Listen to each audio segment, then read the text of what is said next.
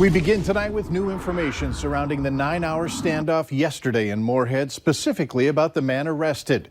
Police and SWAT team members were called to 1423 Fifth Avenue South after a domestic disturbance and a man possibly with a gun inside the home. 35-year-old Blake Fitzgerald eventually gave up and was taken into custody, where he's facing domestic assault charge. You can see the house where Fitzgerald was holed up. Today, it's now boarded up. Most of the windows were broken as authorities tried coaxing Fitzgerald to surrender. He did, but not until authorities deployed tear gas into the home. Valley News Live's crime and safety reporter Bailey Hurley looked into Fitzgerald's past, as well as the woman his family says is the reason for yesterday's standoff. Bailey? Mike, besides a laundry list of petty traffic violations, Blake Fitzgerald doesn't have a lot on his record that even resembles what went on yesterday in Moorhead. However, several of his neighbors I talked with tell me that Blue House on 5th Street is known for constantly having police at the door. I got a hold of dispatch records today, which show since Fitzgerald and his ex-girlfriend moved in January, Moorhead police have responded to the home 10 different times.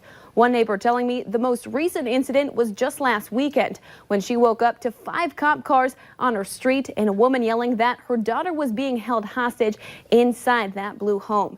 Now, Fitzgerald family tells me although he is to blame for some of his actions yesterday, they say his ex-girlfriend is the real person at fault. However, we're not using her name as police have not yet released it. Fitzgerald recently filed a no-contact order against that ex-girlfriend after police records say she punched him in the face in mid-March. She was later charged with simple assault and resisting arrest. Now, both the women's family and Fitzgerald's family have confirmed to me that it was his ex-girlfriend who was at that home yesterday morning, meaning if that's true, she was in direct violation of that no-contact order.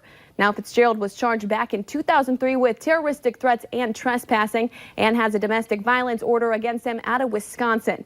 It's still unclear what exactly unfolded between the two yesterday morning before police were called, but most of those details are expected to be released tomorrow. Mike? All right, thanks so much, Bailey. Authorities say Fitzgerald will likely go before a judge tomorrow. He's being held at the Clay County Jail.